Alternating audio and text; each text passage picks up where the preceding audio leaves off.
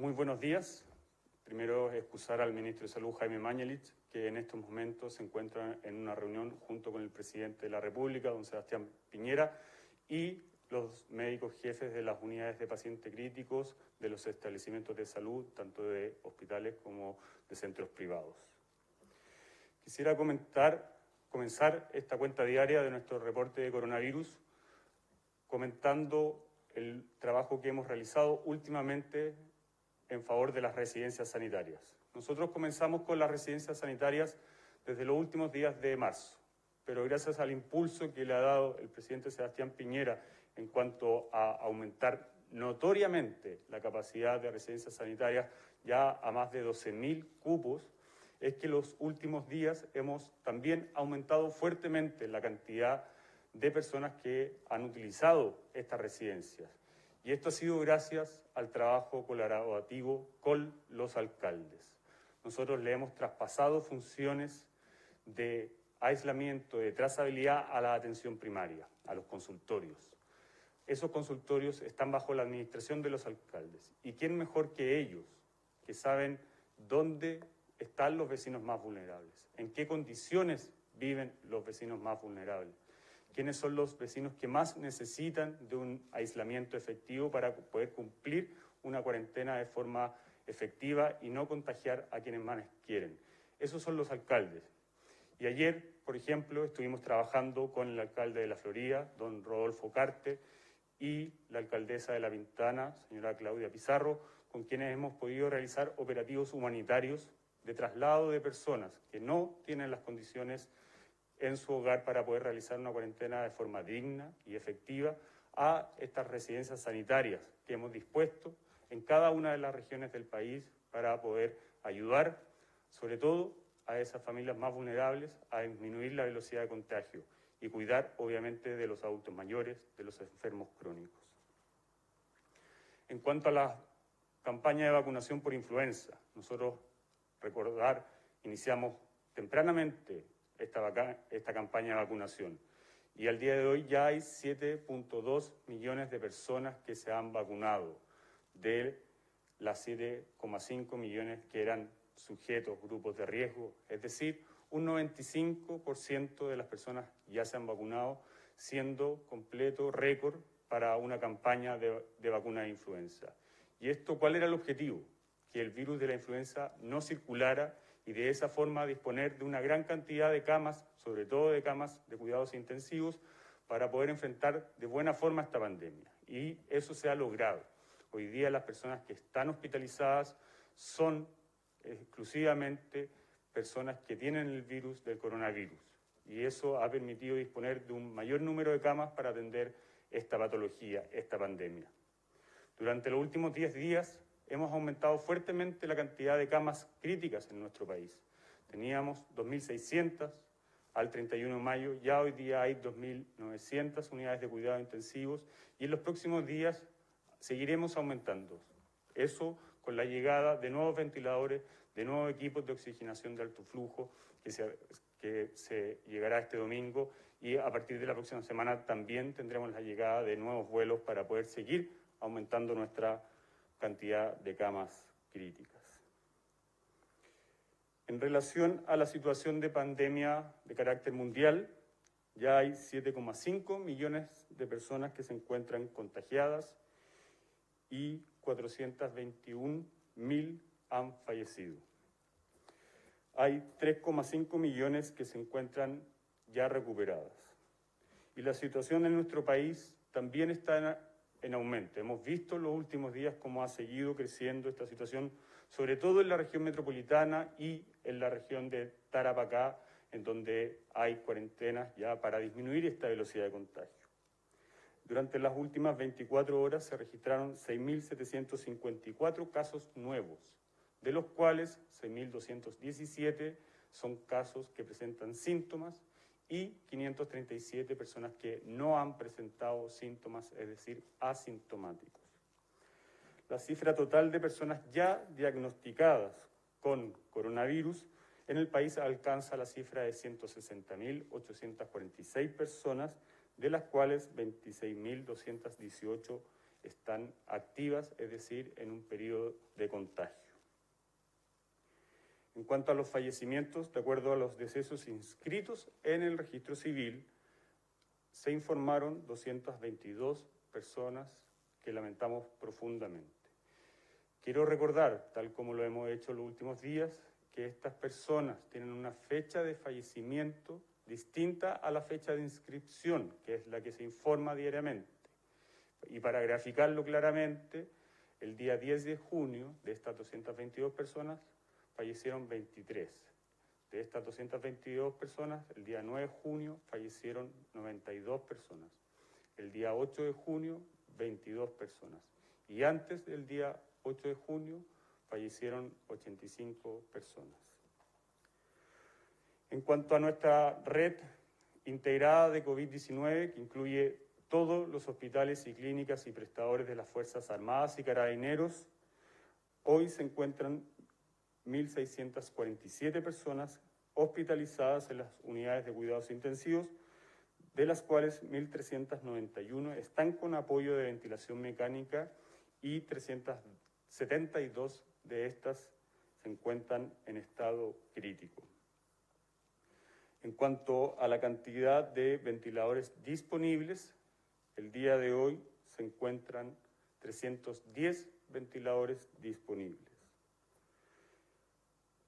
En cuanto a la cantidad de exámenes de laboratorios informados las últimas 24 horas, el día de ayer se informaron 18.733, acumulando 799.777 exámenes. Para poder graficar la cantidad de exámenes que estamos realizando gracias al aumento que hemos realizado de los laboratorios, a ya más de 80 laboratorios distribuidos en todas las regiones del país, es que si uno se compara con países como Alemania, que han aumentado fuertemente su capacidad de testeo, podemos graficarlo que estamos a un nivel similar a ellos. Ellos en una semana realizaron 400.000 exámenes en su semana más alta de su contagio y nosotros estamos realizando en una semana aproximadamente 140.000 exámenes. Si uno eso lo pondera por la cantidad de habitantes, que ellos son 4 veces más que los habitantes que hay en nuestro país, podemos decir que estamos en un nivel de los exámenes realizados por Alemania. En cuanto a la cantidad de exámenes totales, son 799.776. Tal como lo comencé mencionando, en relación a las residencias sanitarias, ya disponemos de 131 recintos para poder recibir a las personas que quieran realizar una cuarentena de forma efectiva sin arriesgar a sus seres queridos. Y esto significa que hay más de 12.000 cupos disponibles para poder recibirlos en cualquier región del país. Eso es todo en cuanto al reporte diario. Voy a ceder la palabra al ministro de Ciencias, don Andrés Kub.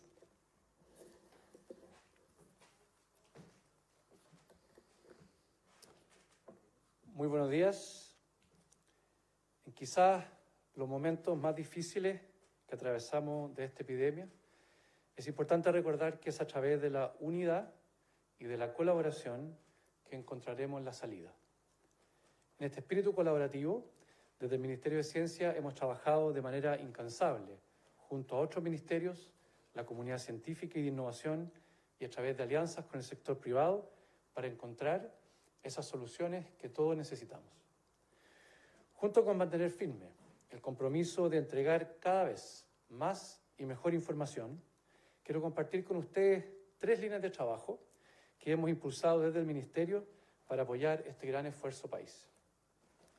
Primero, una vacuna será la solución definitiva para el COVID-19. Y aunque existen numerosos equipos de investigación en el mundo trabajando desde el inicio de esta pandemia, su desarrollo tardará entre 12 y 18 meses, porque cada investigación necesita una serie de etapas rigurosas de prueba. La Organización Mundial de la Salud informa periódicamente cómo avanzan los distintos desarrollos a nivel mundial y hoy día existen alrededor de 10 estudios en fase clínica, ya en pruebas con humanos. Como ministerio estamos trabajando para que cuando llegue el momento podamos asegurar el acceso oportuno y equitativo en Chile de una vacuna segura y efectiva para el COVID-19. A través de la colaboración internacional en investigación y desarrollo y poniendo a disposición las capacidades y ventajas de nuestro país, buscaremos optar a las mejores opciones para acceder a la vacuna. Esto lo hemos trabajado junto con embajadores y conversaciones que ha tenido el presidente de la República con otros mandatarios. Por esto, el presidente nos ha encomendado liderar una estrategia nacional para una vacuna COVID-19 que nos permita prepararnos para llegar con ella lo antes posible, primero a la población más de riesgo y luego a toda la ciudadanía. Esta estrategia consiste en identificar desarrollos promisorios y establecer colaboraciones internacionales para realizar ensayos clínicos en Chile, contribuyendo al desarrollo de la vacuna y al fortalecimiento de la comunidad científica. Ya tenemos establecido contacto con algunos desarrollos, por ejemplo, en China, que están entrando en fase de prueba en humanos. Llevaremos adelante esta tarea junto al Ministerio de Salud, junto al Ministerio de Relaciones Exteriores y con la activa participación de la comunidad científica, tanto en asesoría, en gestión y ejecución de ensayos clínicos. Segundo, junto a este desafío, quiero destacar el aporte de la comunidad de innovación local en la plataforma llamada Un Respiro para Chile, que ha levantado un inédito esfuerzo para complementar el stock de ventiladores mecánicos de la red de salud. Desde fines de marzo, como ministerio, junto a la SOFOFA, el BID, la Sociedad Chilena de Medicina Intensivo y un grupo de expertos, apoyamos el desarrollo de sistemas alternativos de ventilación a través del talento local y el desarrollo tecnológico de empresas, universidades y de nuestras Fuerzas Armadas. Así, hemos impulsado la recuperación de ventiladores en desuso, la utilización de tecnología de ventilación para múltiples pacientes y la fabricación de ventiladores mecánicos de emergencia hechos en Chile. Gracias a esta convocatoria ya se evaluaron 35 prototipos. De ellos, 5 diseños nacionales se encuentran hoy en fases de prueba. Esperamos en estos días tener noticias definitivas del primero de estos equipos, que está por finalizar la última prueba de los ensayos clínicos y preparándose entonces para su fabricación. Quiero aprovechar de destacar que gracias a esta plataforma se ha generado un valioso acuerdo para evaluar estos equipos en un sistema que no existía en nuestro país. En este protocolo colaboraron distintas instituciones como la Sociedad Chilena de Medicina Intensiva, la Sociedad de Anestesiología, la Sociedad Chilena de Medicina Urgencia, el Laboratorio CERTEMED de la Universidad del Paraíso, el Hospital Clínico de la Universidad Católica y el Hospital Clínico de la Universidad de Chile. Por último, quiero compartir con ustedes los avances de la red de laboratorios universitarios para COVID-19, que anunciamos hace 3 meses en este mismo espacio y que lidera la subsecretaria Torralba junto a las Ceremis y a las comunidades de investigación de las universidades, centros de investigación y sociedades científicas de Chile. Esta red de laboratorios universitarios, en menos de 3 meses, ha sumado 31 centros diagnósticos, los que representan hoy alrededor del 10% de todos los exámenes de PCR que realizamos en Chile. Con un promedio de 2.400 test diarios, estos laboratorios suman más de 78.300 exámenes analizados y cumplen un rol fundamental, descentralizando las capacidades de diagnóstico en 13 regiones del país, siendo, por ejemplo, en Atacama, el único laboratorio que analiza exámenes de PCR. Quiero aprovechar de agradecer el enorme esfuerzo y la generosa colaboración de las universidades y de todos los que han apoyado a esta red, que ha permitido fortalecer la capacidad de diagnóstico del país, contribuyendo no solo a esta pandemia, sino también dejando capacidades instaladas para una epidemia similar en el futuro. Muchísimas gracias. Abrimos el espacio Buenas para tardes, preguntas. subsecretario. ¿Existe discriminación entre los pacientes en la atención? Esto debido a que un informe que dio a conocer la Escuela de Salud Pública de la Universidad de Chile daba cuenta de demoras tanto en la atención y en el resultado del PCR, y también con aquellos que son pacientes tanto de FONASA y así también desde las ISAPRES. ¿Existe una discriminación entonces en cuanto a los pacientes que están en la red de salud pública? Y así también otra pregunta, ¿en qué van estas pruebas que aseguraron que estaban haciendo con el test de saliva? Si existe un espacio ya en los laboratorios para implementarlos. Muchas gracias. Voy a ceder la palabra al subsecretario. En cuanto al examen de PCR mediante saliva, seguimos trabajando para poder implementarlo con el objetivo de hacer más rápido la toma de muestra del examen y también de reducir la probabilidad de contagio del personal de salud, pero aún no tenemos ya fecha definitiva. En relación a la cantidad de exámenes por PCR que estamos realizando diario, sea para FONASA, sea para ISAPRE, sea para el personal de Fuerzas Armadas, de Carabineros, acá hay una sola red integrada COVID-19. Y esta es la red de laboratorios que acaba de mencionar el ministro Cud, que está compuesta no solamente por los laboratorios públicos, por los laboratorios privados, sino que también por los laboratorios de las universidades. Son más de 80 laboratorios que al día de hoy ya están realizando 20.000 exámenes diarios. Hace 4 semanas atrás estábamos realizando una cantidad notablemente inferior. ¿Y qué es lo que se ha hecho? Un trabajo enorme para poder seguir aumentando esta capacidad de testeo, porque estamos liderando una estrategia de testeo, de trazabilidad y de aislamiento a través de las residencias sanitarias. Bajo esta lógica, nosotros estamos trabajando día a día, durante las 24 horas del día, para poder seguir aumentando esta capacidad de testeo. Obviamente, nos interesa dar el plazo en el menor tiempo posible. Y eso es lo que estamos trabajando, insisto, diariamente para poder aumentar cada día más y más nuestra capacidad de testeo. Pero más allá de este trabajo que ustedes están realizando, ¿ustedes han evidenciado esta discriminación para los pacientes que son de FONASA, los que son de ISAPRE? ¿Existen críticas respecto a esto? ¿Va a haber alguna fiscalización para dar cuenta de esto? Nosotros no tenemos evidencia de que exista una discriminación, por lo tanto, el trabajo que se está haciendo es seguir aumentando la capacidad. Insisto, esta capacidad es para todos los ciudadanos. Acá hay medidas de salud pública. No son prestadores privados que atienden a pacientes de ISAPRE, no son prestadores públicos que atienden a pacientes de FONASA. Acá hay una sola red y esta red da atención a la totalidad de la ciudadanía a través de la red integrada de COVID-19. Si es necesario seguir abriendo más laboratorios, obviamente que lo vamos a seguir realizando. Nosotros tenemos los insumos para poder seguir testeando esta cantidad de personas con el objetivo de mantener esta estrategia de testeo, trazabilidad, aislamiento. Buenas tardes, subsecretario, ministro. ¿Cómo va la coordinación con el registro civil? Esto luego de que el director ayer señalara que ellos no conocían la metodología y estaban colaborando con el ministerio. Y también si se puede referir al oficio enviado por el fiscal nacional Jorge Abbott al ministro de Salud, indicando algún problema en la certificación de las muertes domiciliarias. ¿Pide el fiscal nacional en este oficio reiterar a los establecimientos de salud la emisión oportuna de certificados de defunción y además solicita designar coordinadores en esta materia? Efectivamente, recibimos un oficio del señor fiscal nacional, el señor Jorge Abbott, y agradecemos que haya realizado eso. ¿Por qué? Porque eso es una responsabilidad que recae en los médicos de la red de salud integrada COVID-19. Son ellos los que tienen la responsabilidad, cuando no hay presencia o presunción de participación de terceros, de entregar el certificado de defunción.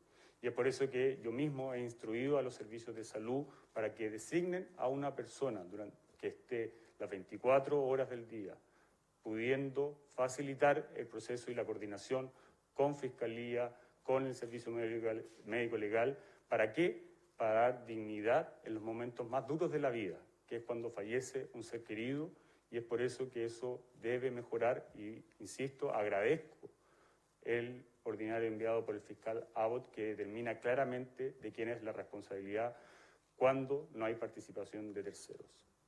Sobre la coordinación con el registro civil, subsecretario, luego de las declaraciones de su director que no conocía la metodología, quedan las dudas de cómo está este trabajo en conjunto. Si se puede referir, gracias. Nosotros estamos recibiendo de parte del registro civil diariamente la información y es por eso que podemos comunicarla aquí a toda la ciudadanía con transparencia, indicando cuándo son los días exactos de fallecimiento, y agradecemos nuevamente el trabajo que está realizando el Servicio del Registro Civil en colaboración con esta pandemia y el Ministerio de Salud.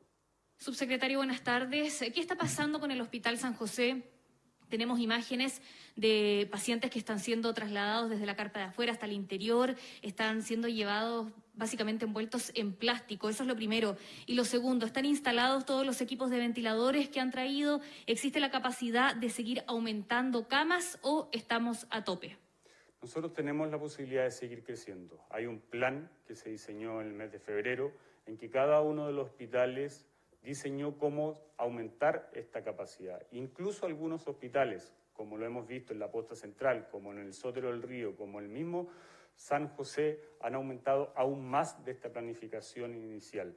Y obviamente desde el Ministerio de Salud tenemos comprometidas ya compras que están llegando semanalmente y es por eso que lo acabo de mencionar. El día domingo vamos a recibir 100 ventiladores más 200 equipos de oxigenación de alto flujo y esto se va a ir repitiendo en los próximos días. Nosotros tenemos la capacidad, sobre todo en regiones, de seguir creciendo en camas de unidades de cuidado intensivo, es decir, camas con ventilación mecánica o con algún equipo de ventilación de acuerdo a la necesidad del paciente y al cuidado que requiere cada uno de ellos. En relación al Hospital San José, a propósito de la lluvia, ingresó por debajo de la carpa agua y obviamente por precaución de los pacientes se hizo un traslado preventivo para obviamente corregirlo rápidamente y volver a utilizarlo en beneficio de todos nuestros pacientes. Y son esas las condiciones que merecen los pacientes. Y lo segundo, le pregunto por el tope de camas porque Luis Castillo dijo en una entrevista hoy en la mañana que estamos llegando a un límite del cruce entre abrir camas y dejarlo a manos inexpertas, que pueden ser complicado y peligroso. Entonces, lo que usted dice que todavía podemos seguir creciendo contradice lo que dice Luis Castillo, que trabaja justamente en la coordinación de camas, por lo menos en el sector privado. Faltarían recursos humanos, subsecretario, a pesar de las capacitaciones.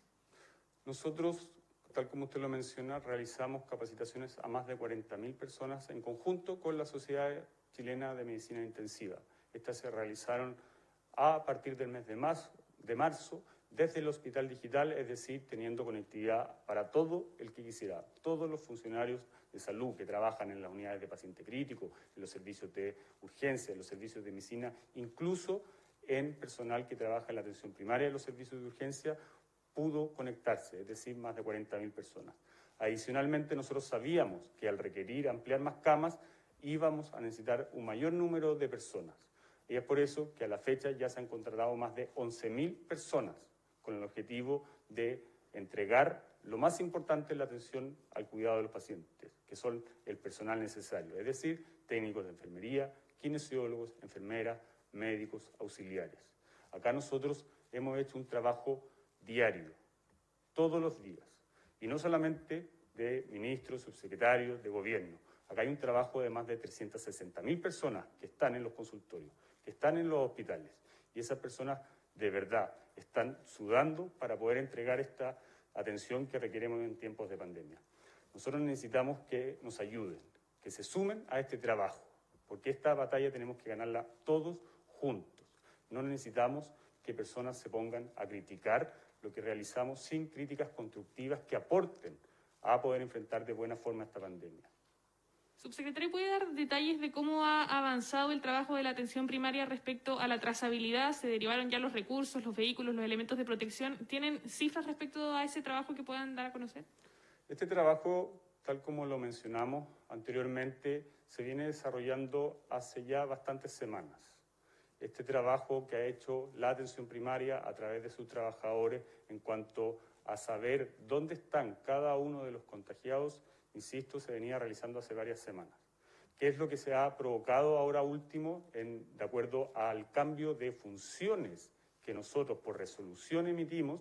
Es que le permitimos a la atención primaria no solamente realizar un trabajo de visita domiciliaria, que lo estábamos ya realizando desde el mes de marzo, de hospitalización domiciliaria, que insisto, ya hay más de 1.000 personas que están en hospitalización domiciliaria, en la apertura de los servicios de urgencia de atención primaria, es decir, los SAPU, los SAR, por 24 horas a aquellos establecimientos que no lo hayan hecho. Todo ese trabajo, que agradezco profundamente a los alcaldes, ya se venía realizando. Ahora, en cuanto al traspaso de funciones de la autoridad sanitaria, de la Seremi, hacia los equipos de atención primaria, es un trabajo que está avanzando día a día. Y el mejor ejemplo de eso es la cantidad de personas que los alcaldes han llevado, han trasladado a través de operativos humanitarios a las residencias sanitarias. Ese es el resultado de un buen ejercicio de trazabilidad. Cuando los consultorios reciben la información de cada una de las personas que se encuentran contagiadas, pueden determinar quiénes son los contactos estrechos, que principalmente son las personas que viven en su mismo hogar. A esas personas se les realiza una visita y de acuerdo a esa visita se determina obviamente si esas condiciones permiten o no poder realizar una cuarentena de forma efectiva. En caso que no, el mismo municipio a través de la atención primaria puede coordinar el traslado. Y ayer yo mismo presencié de primera fuente el traslado que hizo el alcalde Carter de La Florida, también el trabajo que hizo la alcaldesa de La Pintana, señora Claudia Pizarro, en cuanto a poder darle la posibilidad a personas muy vulnerables, la posibilidad de realizar una cuarentena de forma efectiva. ¿Cuándo podrían incorporarse cifras de trazabilidad en estos reportes? Perfectamente, estamos aplicando indicadores y que en un futuro cercano van a ser incorporados también al reporte para ir dando seguimiento al trabajo que se está realizando comuna por comuna. Subsecretario, muy buenos días. El 1 de junio se cambió el criterio sobre los casos activos. Ahí teníamos casi 59.000. Con la modificación la baja fue realmente significativa. Incluso hoy ya no llega ni siquiera a los 30.000 casos activos. Hay gente que incluso dando positivo nunca va a ser considerada como contagiante debido a los retrasos que existen en la entrega de resultados de los test PCR. Algunos investigadores plantean que incluso esta cifra podría ser el triple de lo que se está informando. Entonces, lo primero es saber cuál es la estimación que ustedes hacen real respecto de los casos activos. Y además usted hoy en la mañana dijo que los cambios había que buscar o ver bien cuál era lo que perseguían. ¿Qué es lo que se perseguía precisamente con este cambio de casos activos? ¿No cree que esto puede, además de confundir a la ciudadanía, también dar una falsa seguridad ante la posibilidad de adquirir el virus? Y en esa línea, el ministro Kub, justo en el día que conocimos las peores cifras, ¿no es algo también distractor hablar de la vacuna? A ver, en relación a nuestra capacidad de testeo, acabo de mencionarlo. Nosotros estamos realizando una cantidad de testeo muy elevada, muy comparable con otros países que han hecho un trabajo muy bueno como es Alemania. Nosotros diariamente estamos realizando un promedio de 20.000 exámenes diarios. Eso implica a la semana 140.000. Para una población de 20 millones en comparación a la población de 80 millones de Alemania, que realiza 400.000 test a la semana, es un nivel adecuado para poder testear, trazar y aislar. Este trabajo nosotros vamos a seguir creciendo. Nosotros necesitamos seguir testeando a todos quienes presenten síntomas y cumplan la condición de caso sospechoso. Obviamente podemos cometer errores y eso está dentro de las posibilidades de cuando se enfrenta a una pandemia. Pero tenemos que ver la visión global de todo el trabajo que se ha realizado. Cuando uno ve que se hacen críticas por casos puntuales, nosotros primero es lamentar y tratar de corregir ese caso puntual. Pero cuando uno ve todo el trabajo que se ha realizado en cuanto al aumento de camas, en cuanto al aumento de la capacidad de testeo, de pasar de un solo laboratorio, que era el Instituto de Salud Pública, a tener más de 80, apoyado fuertemente con el trabajo que han realizado las universidades, logrando hacer 20.000 exámenes diarios. Cuando uno ve que la red de unidades de cuidado intensivos, que durante 10 años estuvo en 600 camas en el sector público, y que ahora, a propósito de toda esta conversión, hoy día ya hay 2.900 camas para poder atender a quienes más lo necesitan, porque se agravan más, sobre todo a los adultos mayores. En todo el trabajo que se ha hecho en cuanto a residencias sanitarias, 12.000 residencias sanitarias dispuestas para cualquier ciudadano en cada una de las regiones del país, y que esas se estén utilizando a una velocidad y gracias a la ayuda que los alcaldes, y aprovecho de invitar a quienes no lo han hecho, a que se sumen a esto, porque es Son ellos los alcaldes quienes conocen la realidad muy de cerca de cada uno de sus vecinos. El trabajo que se hizo en vacunación, haberse anticipado a una campaña de vacunación para hoy día no tener circulación del virus de la influenza, es un trabajo enorme que han hecho los trabajadores de la atención primaria de salud. Todo este trabajo ha ayudado a que esto se enfrente de buena forma. Nosotros lamentamos, obviamente, cada uno de los fallecimientos que ocurren en nuestro país a propósito del coronavirus. Y también, insisto, corregimos cada uno de los problemas que se vayan presentando. Pero esto hay que tener conciencia, es una situación de estado de catástrofe. Podemos cometer errores, podemos ir corrigiendo día a día, pero lo que no va a dejar de pasar es que vamos a trabajar durante las 24 horas del día, durante los 7 días de la semana, para poder seguir haciendo un buen trabajo de cara a la ciudadanía. Pero yo le estaba preguntando por los casos activos. Por ejemplo, ¿cuál es la estimación real que hacen ustedes de cuántas personas hoy están contagiando? Les recuerdo, el 1 de junio teníamos casi 59.000. Entonces, si es que ustedes hacen alguna estimación y si eso concuerda, por ejemplo, con lo que han planteado distintos investigadores de que esa cifra podría ser del triple. Y reitero también la pregunta al ministro Cook, si es que puede ser precipitado hablar hoy de una vacuna. En cuanto al cambio de metodología de casos activos por fecha de inicio de síntomas, ya se explicó. Existe una metodología que es la que se ocupa en el informe de epidemiología en base a la fecha del inicio de síntomas. Después del inicio de síntomas puede transcurrir varios días a que la persona consulte por el médico. Una vez que consulta en el médico, la persona es definida como caso sospechoso.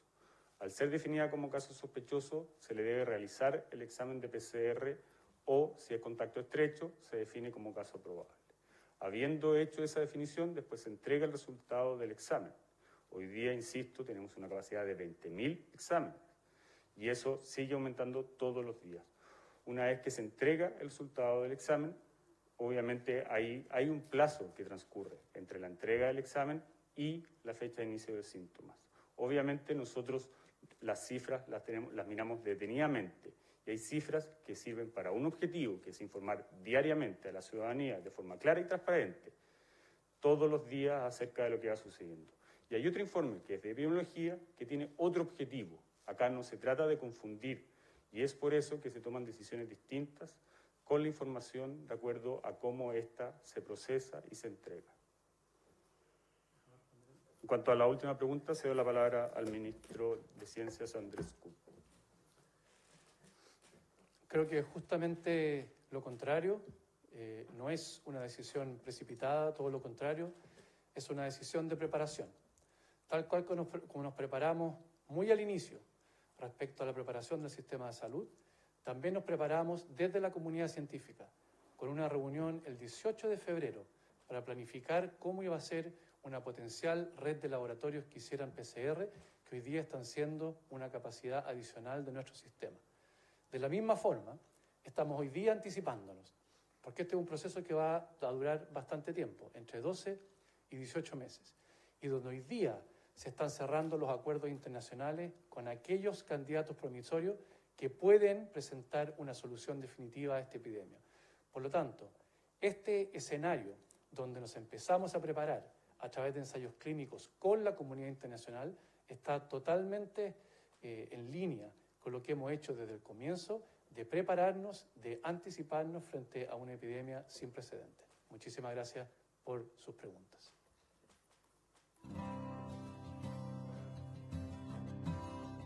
Transmitió el Gobierno de Chile. Agradecemos a los canales de televisión y radioemisoras que integraron esta red voluntaria.